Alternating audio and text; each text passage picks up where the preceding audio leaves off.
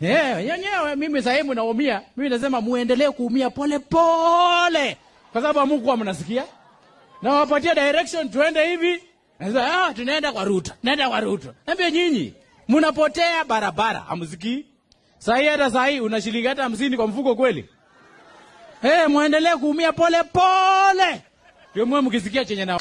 Ladies and gentlemen, good evening and welcome back to our YouTube channel once again. And it is my hope and prayer that this video is actually going to find you guys in good health. Personally, I am fine, as you can see. Kisumu is also fantastic. And maybe you could also let me know where you're watching the video from. The county or the country.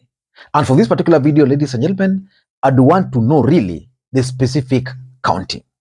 Ladies and gentlemen, Kenyans are very angry as we speak. And Kenyans are very bitter. And any slight trigger and provocation, the country is likely to slide into a revolution. And that's why I advise the government of William Ruto to pay very close attention to what Kenyans are saying, and also to pay attention on what they are not saying. I'm saying this because over the weekend, somewhere in Molo, one of UDA strongholds, the member of parliament down there was shouted down when he tried to explain the cause or the causes of high cost of fuel. He was giving you the global, it's a global issue, you know, things like those, including blaming Raila Odinga. He was shouted down. And that's a signal. In Kericho yesterday, during a burial ceremony there, the locals could not listen to their elected leaders who are trying to justify why the cost of fuel is high. But they cheered one man, Alfred Keter, widely when he was speaking. And that's also a signal. And today in Meru, something happened which shocked the entire country. The residents down there decided to ban mattresses that had been brought there by the governor. And they also feasted on a cow that the governor had brought there for a program which she's calling, I don't know, Okolea program. Watch the residents of Meru demonstrating today.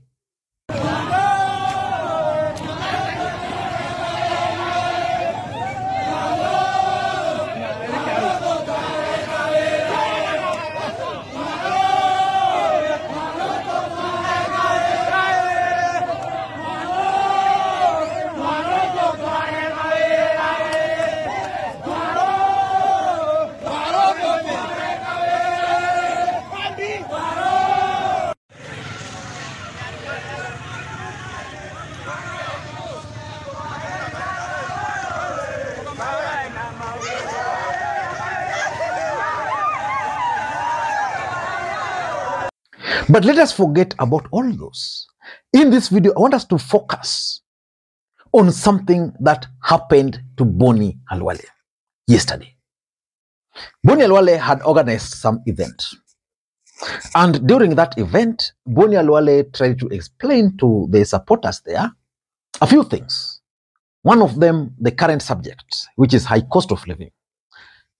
The residents there could not listen to Boni Khalwale.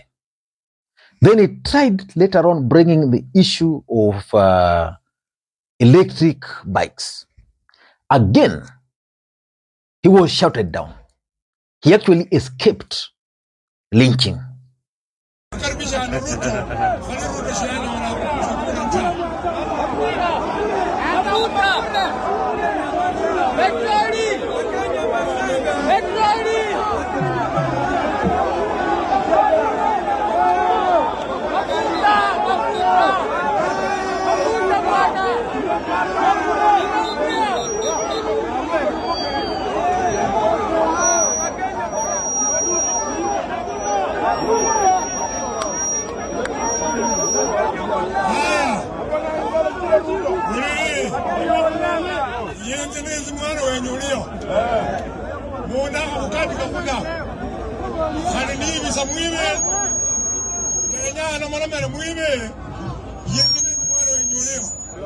Listen to me and listen to me properly.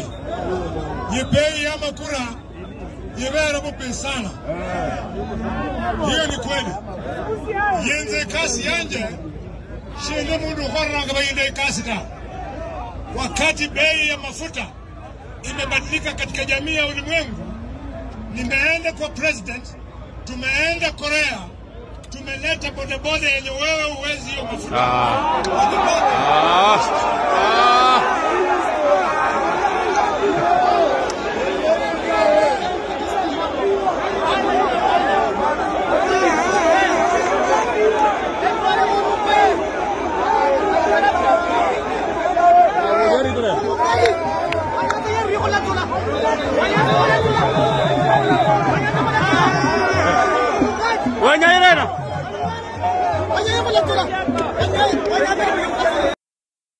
Then Boni Khalwale rushed to another funeral.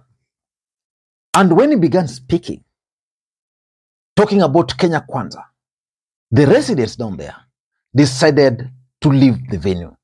Boni Khalwale, for the first time in his political life, addressed empty seats in Kakamega. And he used that occasion to send a strong warning to William Ruto. Mkiona seneti haifanyi kazi yake, haileti pesa vile tumeleta, makosa imekuwa ya kiranja Dr. Boni Khalwale. Ruto, Mheshimiwa Rais, I want to tell you today from Kakamega. Watu wenye umepatia kazi wamekuingiza kwa mbaya sana. Mtu ambaye anaitwa Minister for Trade, mtu ambaye anaitwa Waziri wa Energy, na mtu ambaye anaitwa your economic advisors, lazima watuambie sisi wa Kenya what did they mean loba mola bakulanga makure from government to government, then things are worse. You sack these people when they pay yamakura, you can say I was elected in this country of Kenya to serve the poor. I don't care whether the rich people find petrol rich and expensive. So in this video, I want us to do a critical analysis about the incident in Kakamega. Because for me, that is significant politically speaking. Because of 2 or 3 reasons. Number one, William Ruto is currently focusing his attention in the Luhya nation. And the fact that his key allies can be shouted down says a lot. And it means that they will definitely have to figure out how they are going to convince the residents down there to support Kenya Kwanza. Number 2, Kakamega County is one of the counties which William Ruto really tried so hard to win in the last election. He failed. And William Ruto has been trying to focus his attention in Kakamega. If Boni Khalwale could be shouted down like that, which leader will they listen to? And of course, it's also coming at a time when William Ruto is trying to court the governor and the members of parliament down there. The fact that the residents are now resisting Kenya Kwanza government, it means even the members of parliament, even the governors are going to chicken out from joining William Samoei Arap Ruto. But before we get into all those details, in case you are watching this channel for the first time, please take a second or two, click that subscribe button so that next time we produce a video like this, YouTube will automatically notify you. And to the subscribers, I want to continue thanking you guys for your continued support. Because without that support, this channel cannot be where it is. And without any further ado, ladies and gentlemen, allow me to dive in. What can you pick from, let me say, all those incidences that I've just highlighted up there, specifically Kakamega? For me, I've picked the following. Number one, revolution is actually building up in this country. And it's just a matter of time. Just a slight trigger, revolution is going to happen. And that's why I have an advice for both Ruto government and Azimio. Let me begin with my advice to Azimio. Please do not interfere with what is happening in the Republic of Kenya today. Don't call for a press conference to call for Mandamano. If you do that, you are going to interfere with what Kenyans are doing. Nobody organized the people in Meru to rebel against their governor. They did it out of their own volition. Azimio should desist. I know Raila Odinga's camp is always infiltrated.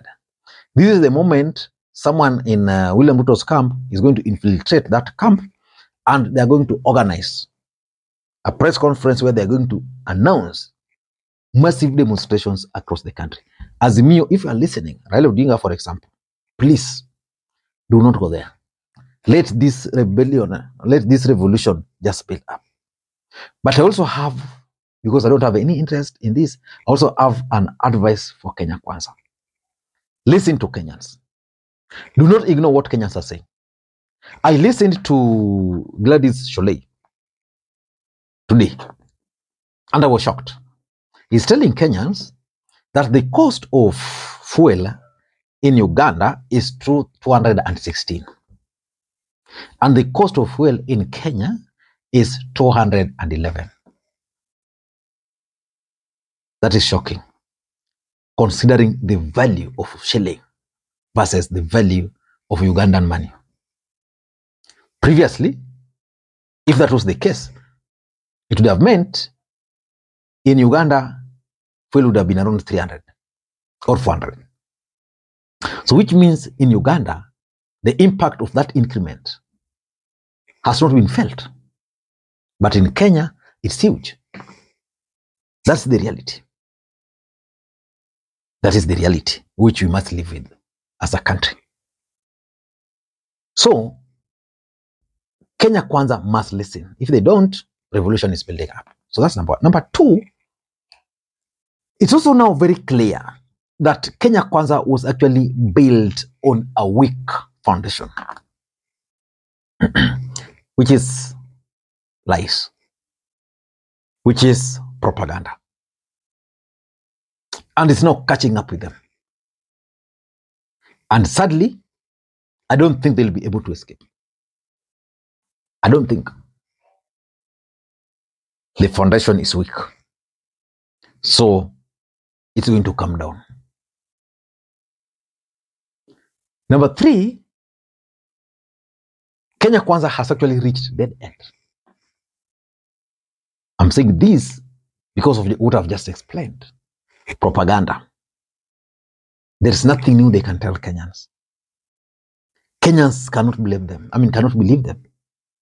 If the economic advisor can tell Kenyans not to believe politicians, how do you expect Kenyans now to believe their government?